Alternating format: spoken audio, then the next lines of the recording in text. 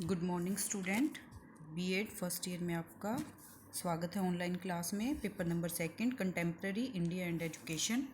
आज हमारे second unit का जो टॉपिक है इंडियन एजुकेशन कमीशंस 1964 एंड 66, इसके बारे में हम कुछ पढ़ेंगे।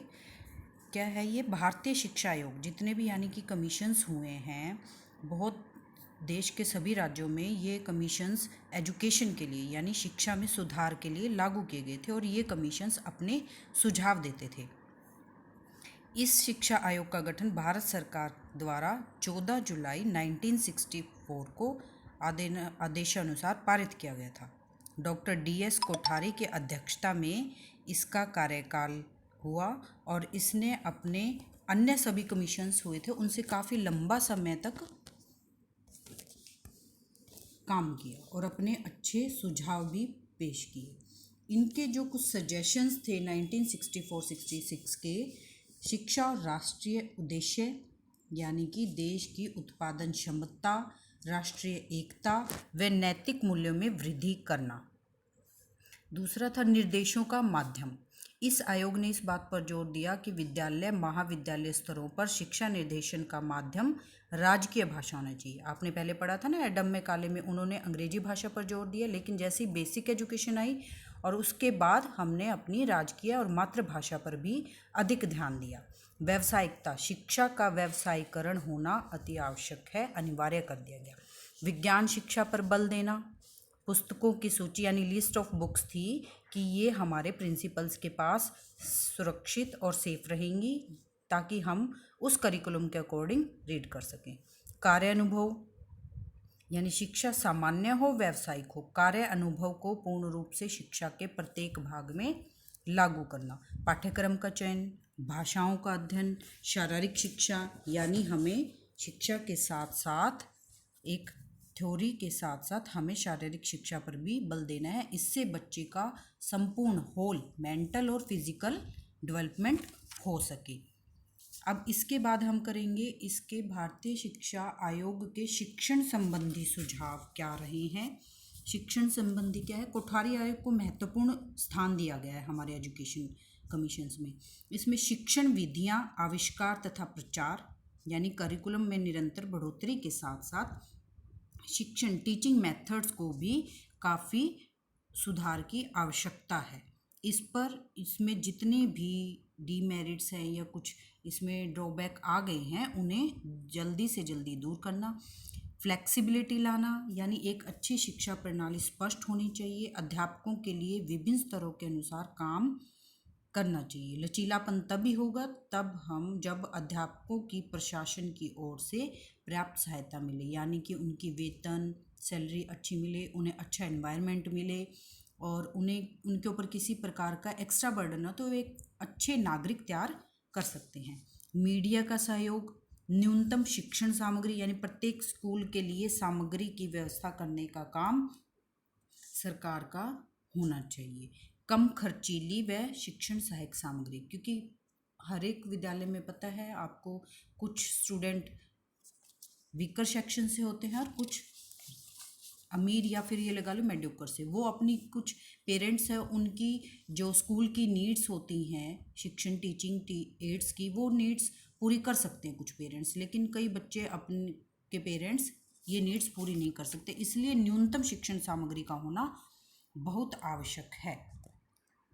इसके पश्चात है परीक्षा एवं मूल्यांकन करना, यानी जब तक हम कोई क्लास है कक्षा में स्टूडेंट है जब का इवैल्यूएशन नहीं करेंगे, एग्जामिनेशन नहीं करेंगे, तब तक हमें यह नहीं पता चलेगा कि बच्चे ने कितना काम किया है और अध्यापक ने कितना काम किया है। इस सब जांचने के लिए हमें एग्ज़ाम कंडक्ट करवाना चाहिए और उनका इवैल्यूएशन करना, उन्हें किसी प्रकार के ग्रेडिंग सिस्टम या मार्क्स के द्वारा उन्हें एक सूची में रखना।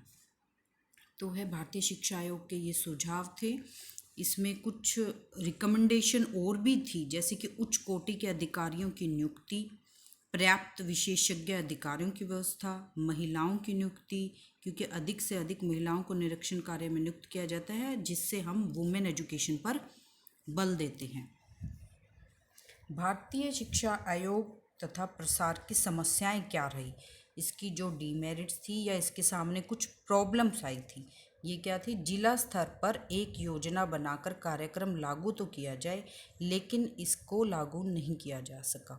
इस स्तर पर प्रवेश के लिए सेल्फ सिलेक्शन आधार पर छात्रों को चुना जाए, इस विद्यालय के रिकॉर्ड को ध्यान में रखा जाए, विद्यालय उचित स्थान पर हो पर नहीं मिल पाए, पर्याप्त सुविधाओं के आधार पर प्रवेश दिया जाए, महिलाओं की शिक्षा पर बल दिया जाए, अच्छे विद्यार्थियों का चुनाव किया जाए।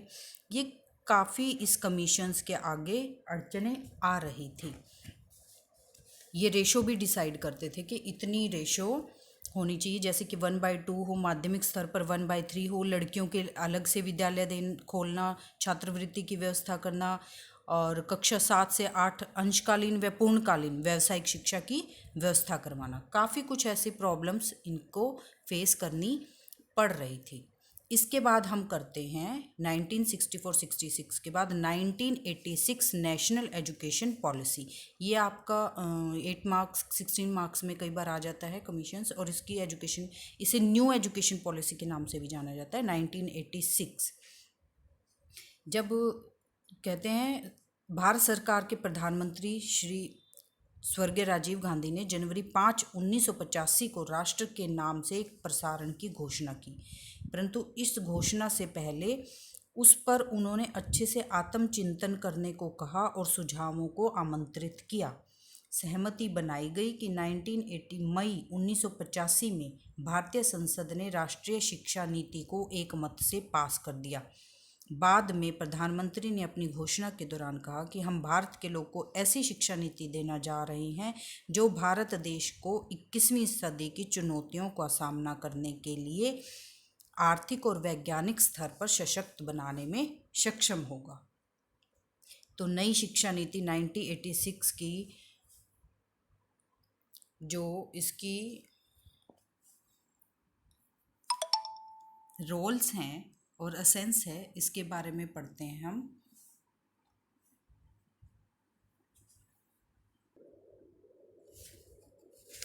तो इसकी रोल्स क्या हैं? आध्यात्मिक में भौतिक विकास की नींव, यानी नई शिक्षा नीति के अनुसार शिक्षा विद्यार्थी के भौतिक और आध्यात्मिक विकास का आधार है। शिक्षा सबके लिए अनिवार्य है। मानवीय शक्ति का विकास, सर्वोत्तम धन का विनियोग, यानी आयोग ने सिफारिश की सरकार तथा समाज सरकार पर जितना धन खर्च करता है उतना ही ज़्यादा उनको लाभ मिलता है। सांस्कृतिक विकास में शिक्षा का योगदान, अनुसंधान और विकास का आधार, समाज की संलग्नता यानी इन्वॉल्वमेंट ऑफ सोसाइटी। जब तक समाज एजुकेशन में अपनी इन्वॉल्वमेंट नहीं शो करेगा तब तक हम समाज के विभिन्न वर्गों को एजुकेशन नहीं उचित तरीके से दे पाएंगे। इसका कुछ नेशनल सिस्टम ऑफ एजुकेशन था। राष्ट्रीय शिक्षा प्रणाली क्या था? सामान्य शिक्षात्मक ढांचा यानी कॉमन स्ट्रक्चर क्या रहा था? 10th का अर्थ, इन्होंने कुछ सिफारिशें की थी कि पूरे देश में एक समान शिक्षा प्रणाली लागू हो। यह कैसे था? 10+2+3 यानी 10+2+3 का ढांचा सबके देश में से देश के सभी राज्यों में शामिल किया गया। 10th का 5 वर्ष की प्राइमरी शिक्षा, 3 वर्ष की उच्च प्राइमरी शिक्षा, 2 वर्ष की उच्च विद्यालय। +2 का अर्थ 2 वर्ष की उच्चतर सेकेंडरी यानी सीनियर सेकेंडरी शिक्षा। +3 का अर्थ महाविद्यालय कोर्स की 3 वर्ष की अवधि यानी स्नातक करना। राष्ट्र का एक पाठ्यक्रम हो, खोज व विकास पर बल, आजीवन शिक्षा यानी नई शिक्षा के अनुसार किसी भी व्यक्ति की शिक्षा विद्यालय, महाविद्यालय, विश्वविद्यालय की डिग्री हासिल करने से पूर्ण नहीं होती, अपितु शिक्षा तो आजीवन चलने वाली एक प्रक्रिया है। अन्य भाषाओं से संबंध, राष्ट्रीय व राज्य भाषा के अलावा दूसरी विदेशी भाषाओं का भी आपस में तालमेल इस शिक्षा नीति का एक अभिन्न अंग रहा है। परीक्षा व मूल्यांकन, विज्ञान व गणित पर बल, राष्ट्रीय महत्व की संस्थाएं, और है यूनिवर्सिटी ग्रांट कमीशंस यानी विश्वविद्यालय अनुदान आयोग, भारतीय कृषि अनुसंधान परिषद, अखिल भारतीय तकनीकी शिक्षा परिषद, भारतीय चिकित्सा परिषद। इन संस्थाओं में संयुक्त योजना कार्य आरंभ किए जाएं ताकि ये कार्यात्मक रूप से एक दूसरे में तालमेल स्थापित कर सकें। आगे हमारा इसी एजुकेशन सिस्टम ने 1986 ने समानता के लिए शिक्षा पर बल दिया, जैसे नारी शिक्षा, अनुसूचित जनजातियों के लिए शिक्षा, अनुसूचित जातियों के लिए, विकलांगों के लिए शिक्षा, अल्पसंख्याकों के लिए शिक्षा, शिक्षण दृष्टि से पिछड़े हुए यानी जो बीच में स्कूल छोड़ जाते हैं लोग, बच्चे, ग्रामीण क्षेत्र जहाँ मरुस्थलीय पहाड़ी कोस्टल एरियाज द्वीपों में भी संस्थाएं में स्कूल्स खोलना। और था अडल्ट यानी कि प्रौढ़ एजुकेशन। जब तक अगर हम पूरे देश को शिक्षित नहीं करेंगे तब तक हमारा इस नई शिक्षा नीति के एम्स को नहीं पाया जा सकता। तो इसमें प्रौढ़ शिक्षा है, दूरस्थ शिक्षा कार्यक्रमों का आयोजन, ग्रामीण क्षेत्रों में व्यवधान रहित शिक्षा केंद्र स्थापित करना, विद्यार्थियों के बड़े समूह तथा संगठन का निर्माण करना, प्रौढ़ शिक्षा द्वारा प्रत्येक प्रौढ़ को अपने देश की संस्कृति व धरोहर के महत्व को बताना, कर्मचारियों तथा मजदूरों की शिक्षा का प्रबंध करना, स्नातक शिक्षण संस्थाओं की व्यवस्था करना, डे नाइट स्कूल्स खोलना, शिक्षा का व्यवसायीकरण करना। ये हमारे इसके नई शिक्षा नीति के समानता के लिए शिक्षा के कुछ महत्वपूर्ण पॉइंट थे। इसके बाद हम आपको करवाएंगे राममूर्ति रिपोर्ट 1990। 1990 की जो राममूर्ति रिपोर्ट रही है इसके कुछ फीचर्स रही हैं, एडवांटेज रही हैं और इसको हम निरीक्षण कमेटी के नाम से भी जाना जाते हैं। निरीक्षण कमेटी के नाम से भी इसे जाना जाता है। भारत सरकार ने नई राष्ट्रीय शिक्षा नीति 1986 के बाद इसे 1990 पर पुनः विचार किया गया। नई शिक्षा नीति का गठन किया गया लेकिन पुनर्विचार का समय 5 वर्ष रखा गया। लेकिन 4 साल के बाद ही हमें पुनर्विचार की आवश्यकता होती है, क्योंकि कोई भी हम कमीशंस आते हैं उसमें कुछ कमियां रह जाती हैं, खामियां रह जाती है। उसको जब हम एप्लीकेबल करते हैं, जब वो राष्ट्रीय शिक्षा नीति एप्लीकेबल की जा रही थी, उन खामियों को दूर करने के लिए या उन पर विचार करने के लिए 1990 में एक निरीक्षण कमेटी गठित की गई। इसका हमने आचार्य राममूर्ति कमेटी का गठन किया गया था। इसने 5 मुद्दों का हल निकाला। निरक्षरता को दूर करना, शिक्षा को कार्योन्मुख बनाना, देश के सभी बच्चों के लिए शिक्षा, सामाजिक समानता और संकुचित विचारधारा, ईर्ष्या द्वेष की भावना का संघर्ष। इस पर राममूर्ति कमेटी में कुल 17 सदस्य रहे थे और 1990 में 26 दिसंबर 1990 को मानव संसाधन मंत्रालय को इन्होंने अपनी रिपोर्ट भी पेश कर दी। इन्होंने कुछ अपने विचार दिए, जैसे शिक्षा के कार्य व उद्देश्य, समानता के लिए शिक्षा पर बल, नारी समानता, अनुसूचित जाति, अनुसूचित जनजाति, शिक्षा और काम का अधिकार, शिक्षा के लिए संसाधन, बालकों की देखभाल, उच्च शिक्षा व अन्य काफ़ी इनके विचार रहे हैं। रिपोर्ट के महत्वपूर्ण निरूपण और सुझाव, यानी जो महत्वपूर्ण उसके निरीक्षण कमेटी के नाम से जाने जाते हैं, उसके महत्वपूर्ण क्या रहे हैं सजेशंस। निरीक्षण कमेटी की मुख्य चिंताएं थी कि समानता और सामाजिक न्याय को उच्चतर तरीके से कैसे लागू किया जाए। मूल्यों की प्रकृति, जीव शिक्षा में मूल्यों का बहुत महत्व है। ऐसे वातावरण का निर्माण करना जो मनुष्य के अच्छे चरित्र का विकास कर पाए। शिक्षा में असमानताओं को दूर करना, क्योंकि शहरी व ग्रामीण क्षेत्रों असमानता काफ़ी थी। उच्च जाति व पिछड़ी जातियों में असमानता, स्त्री व पुरुष में असमानता।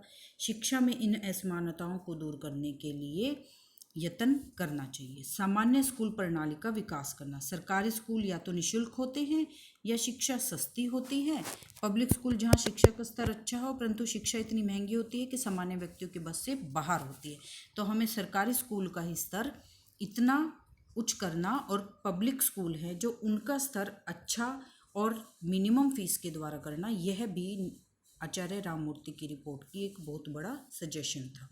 शिक्षा का व्यवसायीकरण करना, परीक्षा प्रणाली में सुधार करना, क्षेत्रीय भाषाओं को महत्व देना, विश्वविद्यालयों की स्थापना करना, शिक्षक वर्ग का सहयोग करना, यानी विश्वविद्यालय क्षेत्रीय उन्नति और सुधार के लिए स्कूल शिक्षा, स्कूल का निर्माण, पारस्परिक प्राथमिक शिक्षा, उच्च शिक्षा, महाविद्यालय, विश्वविद्यालयों के सहयोग से क्षेत्रीय उन्नति का वातावरण बनाना, स्त्रियों के लिए बराबरी का स्थान और शिक्षा के सोर्स यानी कि घरेलू राष्ट्रीय उत्पाद का 6% से अधिक भाग शिक्षा कार्य में लगाना। संस्थागत कर्जे की गतिशीलता, यानी महाविद्यालय विश्वविद्यालयों में खोज तथा शिक्षा के लिए भवन, हॉस्टल, स्टाफ क्वार्टर आदि का प्रावधान होना।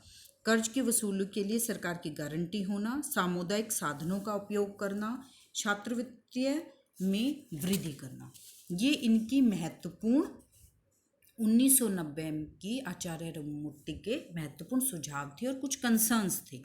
इसके बाद आता है आपका 1992 प्रोग्राम ऑफ एक्शन कार्यक्रम। निरौपचारिक शिक्षा योजना को प्रभावशाली तथा सफल बनाने के लिए राष्ट्रीय शिक्षा नीति 1992 ने कार्यान्वयन कार्यक्रम की योजना बनाई, ताकि इस योजना के अंतर्गत निरौपचारिक शिक्षा को सही ढंग से व्यावहारिक रूप दिया जा सके। इसके कुछ सुझाव थे, ये सजेशंस क्या थे? निरौपचारिक शिक्षा केंद्रों की स्थापना करना, जैसे कि निरीह असहाय बालक के लिए स्कूल खोलना, अनुसूचित जाति जनजाति से संबंध रखते हो, कोस्टल एरिया से संबंध रखते हो, लड़कियां या अपंग बच्चे हों, समुदाय का योगदान स्थापित करवाना, यानी ऐसे केंद्रों की स्थापना के लिए आर्थिक सहायता निरीक्षण हेतु समुदायों की सहायता लेना, महिला प्रशिक्षकों की नियुक्ति करना, प्रशिक्षकों का परीक्षण आयोजन करना, ताकि वो लेटेस्ट अपडेट अपनी नॉलेज से अपडेट होते रहें और बच्चों को एक अच्छी बेहतरीन शिक्षा प्रोवाइड कर सकें। प्रशिक्षण के लिए संस्थाएं खोलना, जैसे कि डाइट, NCERT, NIPA, जैसे कि डाइट है district institution of education and training, national council of educational research and training आदि में प्रशिक्षण का कार्यभार संभालना, विविध कोर्सों की व्यवस्था करवाना। अगर हमने शिक्षा को व्यवसायीकरण बनाना है, शिक्षा का व्यवसायीकरण करना है, तो हमें विविध कोर्स उसमें डालने पड़ेंगे। स्वयंसेवी संस्थाओं का प्रोत्साहन करना, जिन संस्थाओं पर सरकारी संस्थाएं नहीं हैं, उनकी संख्या कम है, परंतु फिर भी वह निरौपचारिक शिक्षा व्यवस्था करने के लिए स्वयंसेवी संस्थाएं काफ़ी कार्यवान हैं, ऐसी संस्थाओं को आगे लाना और कुछ सरकारी सुविधाएं मुहैया करवाना। तो ये इसके कार्यान्वयन प्रोग्राम के कुछ सजेशंस थे जो उन्होंने निरौपचारिक शिक्षा को प्रफुल्लित करने के लिए किए। इसके बाद आता है आपका 2005 नेशनल करिकुलम फ्रेमवर्क, यानी राष्ट्रीय पाठ्यक्रम निर्माण। राष्ट्रीय पाठ्यक्रम निर्माण की हमें आवश्यकता क्यों हुई और इसके एम्स क्या थे, इसके उद्देश्य की थी क्या थे? आवश्यकता हुई बालकों की आयु वर्ग मानसिक क्षमता के अनुसार शिक्षा प्रोवाइड करने के लिए, पाठ्यक्रम के अनुसार पाठ्य योजना बनाने के लिए, अभिभावकों की संतुष्टि के लिए, वैज्ञानिक विकास के लिए, विज्ञान का अध्ययन करने के लिए, पूर्वजों की कार्यप्रणाली वर्तमान की आवश्यकता को ध्यान में रखने के लिए हमें राष्ट्रीय करिकुलम की आवश्यकता महसूस हुई। तो जब हमें 2000 में कुछ सुधार किए गए शिक्षा नीति में, उसके पश्चात 2004 में सभा बुलाई गई। इस सभा में राष्ट्रीय करिकुलम तैयार किया गया। इसके प्रोफेसर, जो पाठ्यक्रम के प्रोफेसर थे, उनका नाम था यशपाल। इनकी अध्यक्षता में मैसूर, भोपाल, अन्य कई राज्यों में इन सभाओं का आयोजन करके 2005 में एक नया करिकुलम निर्धारित किया गया। इसमें सभी SCERT के सचिव, देश के बोर्ड ने सहयोग लिया और एक नया करिकुलम तैयार किया। इस करिकुलम में क्या क्या एम्स थे या क्या डाला गया, इसके सबका जो वर्णन है इस प्रकार से है, जैसे कि सभी को शिक्षा का समान अवसर मिले, किसी भी प्रकार का नागरिक है, शारीरिक अंग, देह, बुद्धि समान सब प्रकार से दी गई है। जब भगवान ने, परमात्मा ने में भेदभाव नहीं रखा, तो हमें शिक्षा और सुख सुविधाओं से उन्हें मुहैया अवश्य करवानी चाहिए, यानी उनका मान सम्मान और शिक्षा अवश्य दिलवानी चाहिए।